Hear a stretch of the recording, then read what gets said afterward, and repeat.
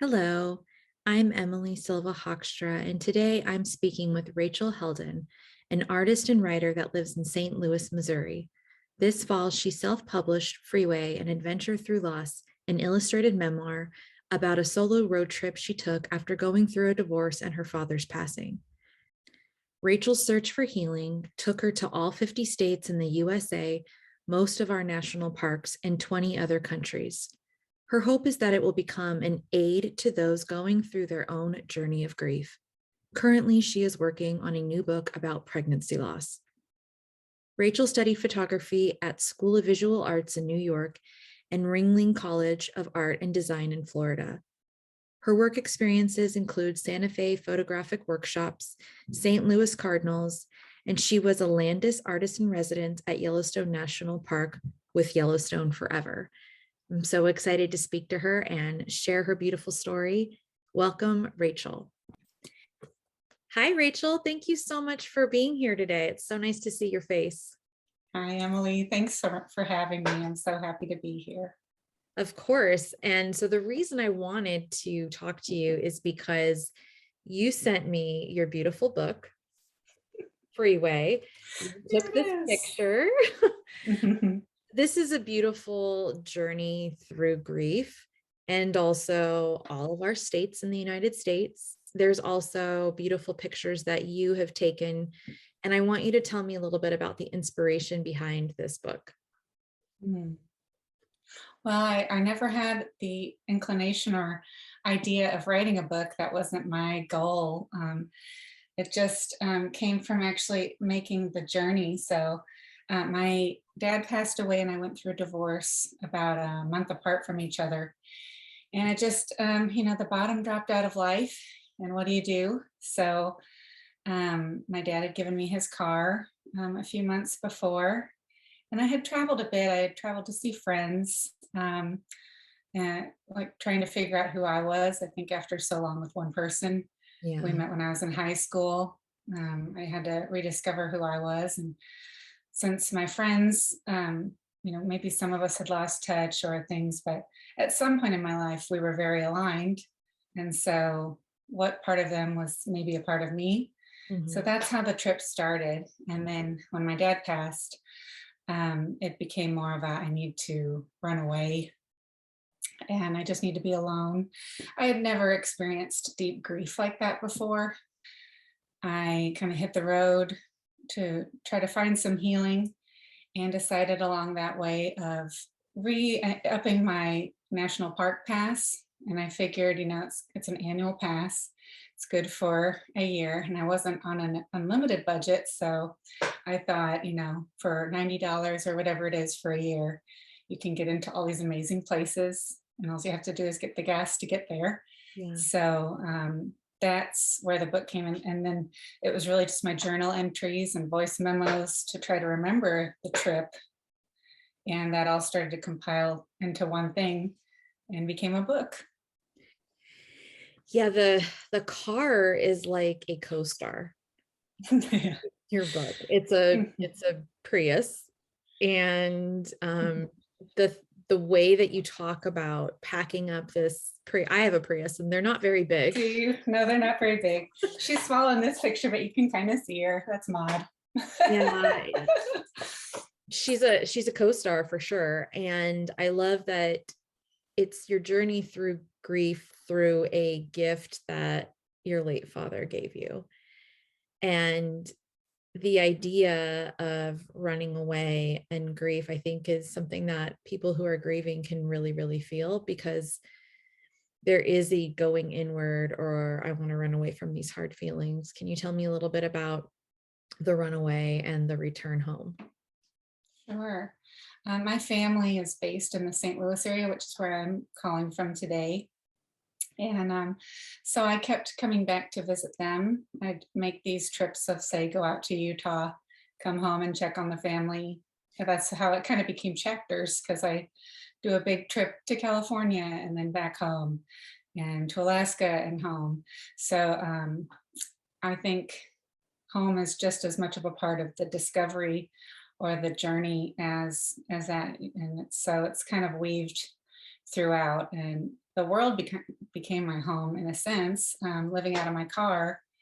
And she definitely was a co-star, and a friend named her Maud, which I loved because, I talked to her and I talk about that in the book. But yeah, it was an amazing journey. And the national parks, do you feel that being in nature helped with your healing? Oh, yeah, it was central to my healing. I wanted to see something I had never seen before. I think was just to kind of crack me open a bit, and see something bigger than the things I was feeling, or maybe parallel to the things I was feeling. And when you look in a big canyon or at a huge mountain, it feels like that's big enough. That's big enough to hold what I'm feeling. Mm. So. Tell me a little bit about cracking open and something that you saw that cracked you open. hmm. Well, the first one that's coming to mind, I think because I just said like a crevice in the earth, when I was at Bryce Canyon, and that's in Utah, just looking at it, the vastness of it, I just remember, crying. It was so cold, you could barely cry.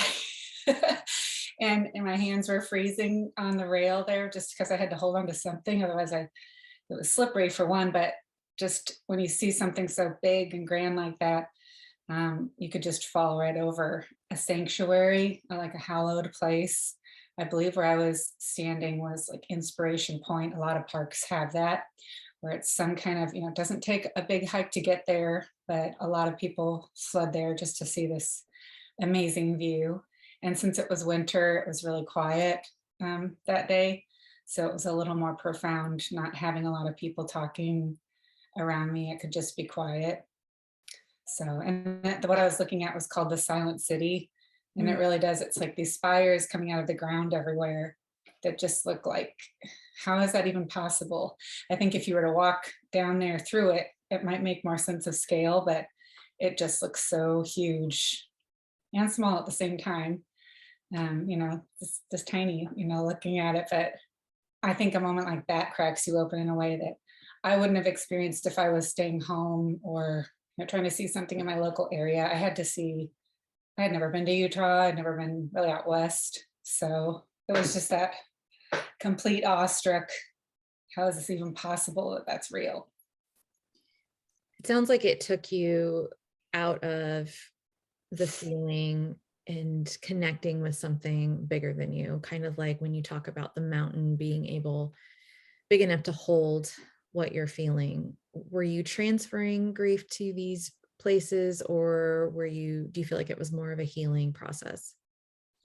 A little of both, I think. There was many times where I'd shout, like, take it, I'm leaving it here.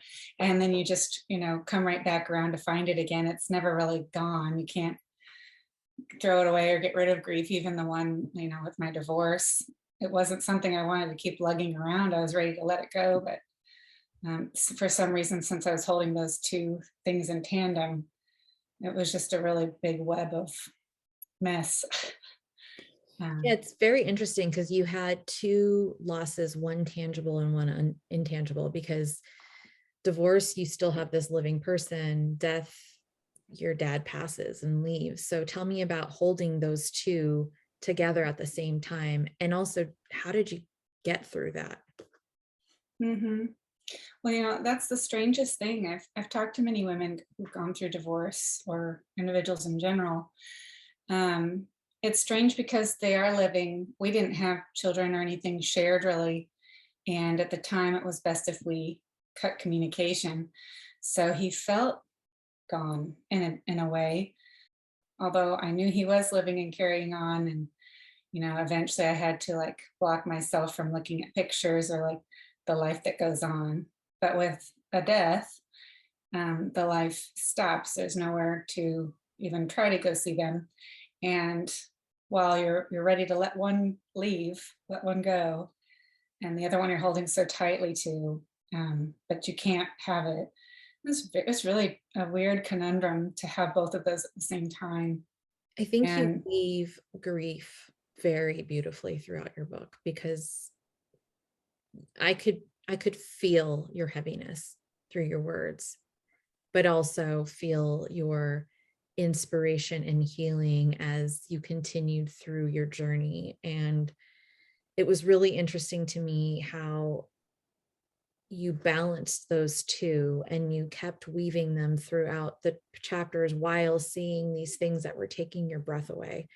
One scene that really sticks out to me is White Sands. Can you tell me a little bit about your experience in White Sands? Sure. Yeah, I arrived there at the end of the day. I had driven all day to get there, a couple of days, but the day that I arrived there, I'd driven all day and I was thinking, oh, please just keep the light in the sky long enough for me to see it.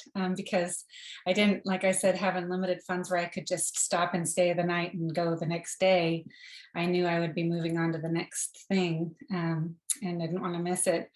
So I got there just as the sun was setting, and a lot of people were packing up. They had their lawn chairs or different things out in the sand, and we're all bringing it back. So it was a really neat time actually to arrive as everyone's leaving, passing me going in.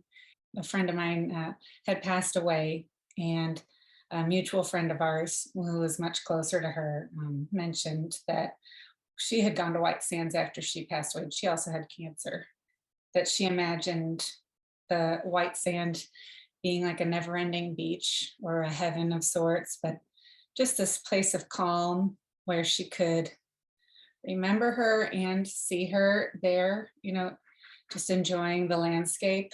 And she was able to leave a piece of her pain there. That's why I really wanted to go. And so I imagined as the sun was setting, which the picture on the front is that moment. So But beautiful. thank you.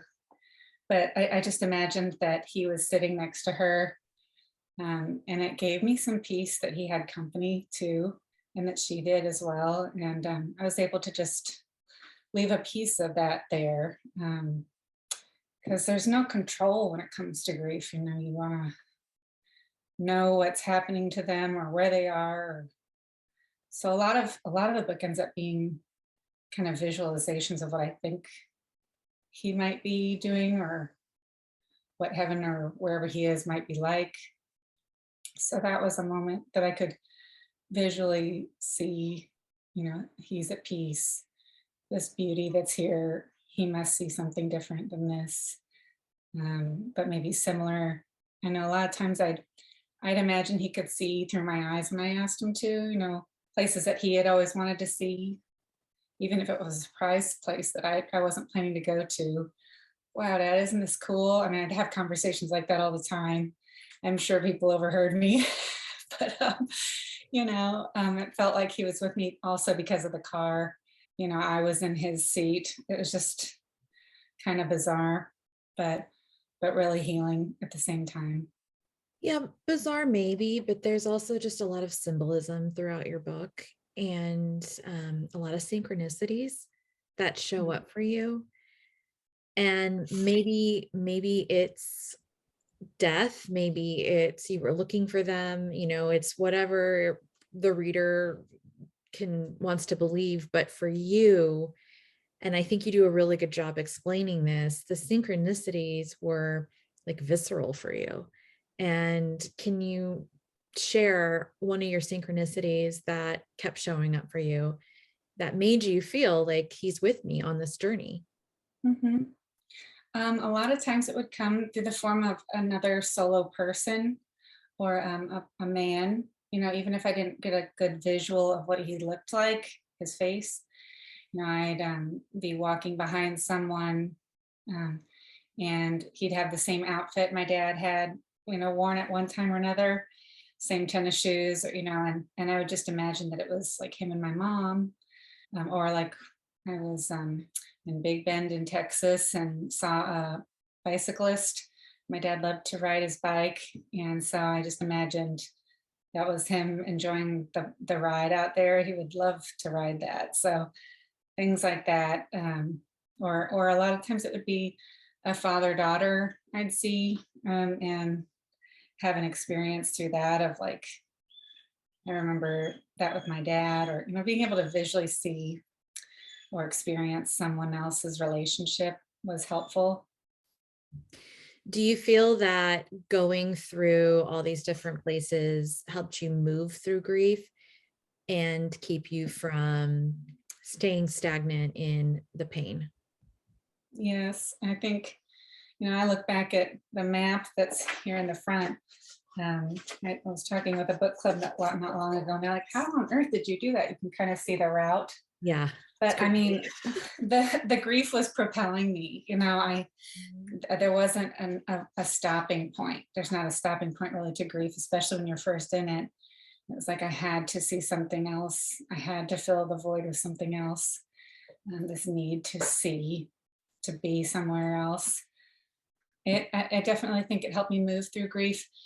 And then also, I'm learning as new griefs appear, because that was the first major one I had. But as you progress through life, you're going to lose other people that you love, if you love big, and Mhm. if they love you. And then not all those cases I could leave.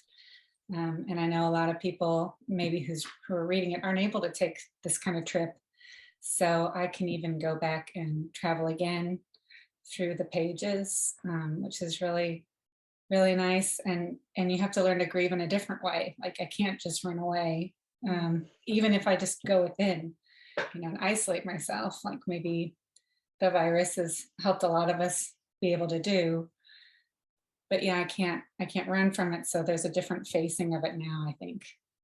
Let's talk about that. The virus. There's a lot of grief with even people who didn't lose someone. There just was a Mhm. lot of grief with the virus, and we couldn't run away. So tell me about how you processed new griefs when, after you had this grand adventure of moving through and away and all over, to grieving in one place. How was that different for you? Well, it's funny because I had this picture of like, I finished this thing, this package thing, it's on the shelf, and now I can, what else is there to learn? I've conquered grief. And not quite. Like during COVID, my grandpa passed away. I had two miscarriages, Mm, and a good friend of ours passed away, kind of like another second mom wow. passed away. And so, there's a lot of heavy grief there. And at the time, couldn't travel, sometimes physically because my body wouldn't let me, and other times COVID related, like the parks are closed, what? So, so, and, or money situation wasn't there to be able to do the thing, with loss of work. And so there's just so many complications. Grieving in place is more, sometimes it's reaching out to a friend, maybe having a Zoom call like this, or just a phone call. But a lot of it, I think, just is within like different reading or meditation, sometimes yoga. I was having trouble moving my body, and which was strange because I had just gone through a yoga teacher training, but I couldn't even get to the mat. So when you feel trapped like that, or if someone has, say, an injury to their body where they can't move, it's a different inner struggle. And I'm trying to think of like, there's no real answer. It takes time and Yeah. a lot of different pieces. I think some of it's just the motivation to try, which comes after a while and sometimes ebbs and flows. And we all still deal with that. I think this whole pandemic is not ending. It's changed. It's not like it was, but we're still in it a bit. And I think it connects us in a different way, because we're all grieving in a different way. It is a collective grief, even if you haven't lost someone to death through the virus. Our lives are so different. The things we enjoyed doing we aren't able to do. So I definitely think seeing it as a universal issue, remembering that my neighbor is probably struggling as much as I am, that helps in a way, just to know that I'm not alone. Absolutely. And I think grief came to the forefront in the last couple of years. And Mm. we realized that grief doesn't mean losing someone. That's not the only definition of grief. And you mentioned losing work or funds to travel, or even the mobility of your body and not being able to get it on a mat after completing a yoga teacher training. That's grief right there. Mhm. Um, in your book, you have a ton of resources that helped you get through that stage of grief, because like you said, you're not done with grief. Do you go back to these sources, or has it grown? And can you tell me some of the things that really helped you on the road, and maybe also during your internal can't go Mhm. anywhere? Mhm. A lot of it did cross over. That's funny that you mention it. And my sister, actually, it's such an honor to have this conversation with you, because my sister and I, she bought herself and myself the Moonlight Gratitude book, and was one of the first books that we, in that cracking open, or that change of just like accepting what is, and being able to sleep was difficult. And so that was really one to kind of kick off the self discovery. And I still have that by my bed, when I need to look at it. But for a long time, it was a ritual, like every night. And having some kind of little schedule like that was helpful. I also listened to a lot of podcasts. I quickly rolled out like true crime or things like that, because a girl alone in the woods story is not good for a girl alone in the woods. So I just did not listen to those, but found myself leaning more towards positive enlightenment concepts, some self help, a lot of spirituality, and just meditation, different apps, or would find different guides that really helped me. And all those names are in the back of the book, because I just figured, this was not a one person journey. I had a lot of feeders helping, so there's a lot of books. There's different healers. I did some intuitive healing and massage and different like things like that. I'm trying to think, even just places that I worked were wonderful. Yeah, a lot of wellness, a lot of yoga, and even the travel services were healing in a way, just to have a safe place Mhm. to go. So that's a lot of. I tried to mention all those, and a lot of times it was a book, which is what drew me to want to write a book. I think because it was so transformative for me. I did struggle for a while of like, who wants to read this story about a girl who goes on a trip? It's like almost all the books I was reading were about somebody going on a trip. So that's really, well, maybe it's not been done. It's, similar, but it's different. So, Yeah, I think one of the reasons I started my business was because I think we all believe in our hearts, who wants to know my story? Like, we think that because there's nothing really original, but what I truly believe and preach to my clients is, we need your voice. Nobody has ever heard your story the way that you're going to tell it. And you're right, there's lots of books out there about women going on trips. Like, everybody's eat, praying, and loving now. However, you're in a Prius around I mean, you drive a Prius to Alaska. Like, I've never read that story before. right. And I'm so happy that you wrote this book. I'm so happy that you shared your words in your own way, because not only did you share words, your other love of photography comes through in the book, and you're an artist. I think grief can be very creative. And I think we give birth through grief, whether it is a physical being of a child or a creation like photography, a book, a painting. And I think that you weave these two things so beautifully. I love that you share your plates in the back of your photos to show people, some of them aren't a specific thing like a beautiful mountain vista. Some of them are just like moments that you capture. And unless you read, you're not really going to understand the depth of that moment. And then when you read your story and you see the picture that goes with it, it really hit me in a Mhm. very deep way. And I'm just so grateful that you took that leap and was very, very brave and shared your story. Oh, thank you. You know, that was a fight to have the photographs in there because it's an added expense, Yeah. you know, and to print and color, all that.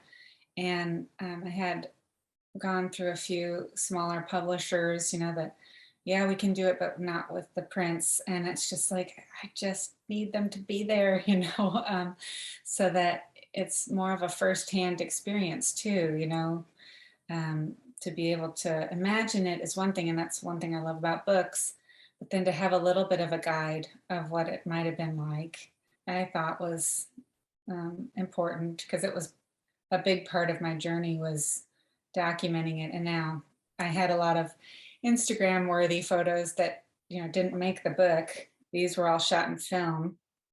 And so it was that like selective moment, not just a snap, snap, snap to try to remember. But like when I was feeling really sad or when I was feeling a big moment of relief, that's when these photos happened because I didn't reach for my bigger camera unless it was like a moment I really needed to remember a certain way, you know, bigger than a digital file. Yeah. I needed the tactile. Mhm. That's interesting. Digital versus tactile, just thinking about that as we grieve, we need things that are tactile. We need things that we can touch because there's loss. We've let go so much, and yet you create some semblance of control with the film. Hmm. And I like the wildness of film because you can't see what it's going to look like. You know, there's a couple of like more red photographs, and those were from my dad had an old camera at work and it still had film in it. He was an oral surgeon. So, you know, half of the roll was people's teeth from like the 90s that he didn't obviously need. And then the other half were my photographs of, you know, Crater Lake or things. And you know, just to see the redness, it was important. I didn't know it was going to be red. It didn't look red when I saw it, but when the film came back, it's like, oh, that's so right for this photograph. So Yeah, you do a great job curating the prints to go with the words. And also, let's talk about your publishing process, because this book it feels beautiful, it looks beautiful. I like your type. And you said you had to fight for this. So tell me about how you got this published. What did you have to do? yeah, it's self-published. So I just started to kind of organize it, and a couple of friends actually volunteered, like, we'd love to help you with the typesetting and different things like that, because I didn't know InDesign to be able to lay out pages and all that. So a couple of friends, Olivia and Heather, helped me out of Texas, helped me with the actual layout of the pages. Mhm. And then a girlfriend I went to school with, Laura, who lives in Tennessee, did the cover. And it was all like for free, like we really believe in your project. All of them had been people I had traveled to see and was really close to. So they had done it for free. Well, then when it was like, how do we actually get this physical book made? I don't have the money to do that. Then a Kickstarter or some kind of Indiegogo or campaign was the idea. Mhm. And so I went to Kickstarter, and it was really putting myself out on a limb. I had just gone through my second miscarriage. So I had spent a lot of time in bed that year because they were really close together. And which is what helped me finish the book. I had a new friend ask me, like, how do I buy your book? And it's like, well, it's not really done. And she's like, well, you have time to work on that. So I picked it back up and was like almost like the traveling. It was a need to finish it, like I need to for myself finish this. So the Kickstarter was how we went with it, and found a local printer to work with in St. Louis because that was important to me to have it printed in the US. A couple of publishers were planning to have it printed abroad, but a story about the US, like I can't have it printed somewhere else. Yeah. So and then came the like ISBNs and all that Library of Congress number. And I didn't know anything about that before, but I wanted to have it done as much as possible, or like, the little code on the back. Yeah. And so, and the feel was really important to me. So I looked through all their samples and yeah, and to try to Yeah, make sure the prints looked good. it's silky. It's so Yeah. nice. Thank you. Mhm. I wanted it to be like the size of a companion book. I didn't want a big coffee table photo book. Actually, the photos became more supplementary and the words were more important. I had always thought I'd make a photo book one day, but it changed. So, You could still do one of those. yeah, yeah, exactly. Yeah, I think, I talk to a lot of aspiring authors, and there's always that, do I self-publish? Do I do traditional publishing? I think the fact that you took such control with this book and made it into a very quality self-published project, including the ISBN and code, and I believe you can find this in stores, right? It's in local stores in St. Louis. And Yeah. I'm actually trying to figure out how to do that. Of like, I have tried different major booksellers that are across the country, and I run into the like, who's your distributor? And it's like, what's that? So I have to, it's this whole new realm other than just like the actual publishing of it. There's another step of like, how do you actually get it out there? So I'm dabbling with that, trying to figure that out step by step. But if you're in St. Louis, you can get Rachel's book at a local store. But then how do we, like us all over the United States, find you and your book? Yeah, you can look at my website. It's just my name, rachelhelden.com. And there's a place there that you can buy the books. I have copies here, and can just ship it right to you. So, Yeah, it's definitely worth the read. I just really appreciate the way that you showed up through grief. I know it's hard to show up during grief for ourselves. And I love all the messages that you shared today, how it just continues, but you can still create something absolutely beautiful out of absolute tragedy. So thank you so much, Rachel, for just shining your light and being who you are. oh, thank you, Emily. Thank you for having me. This is really special. I agree.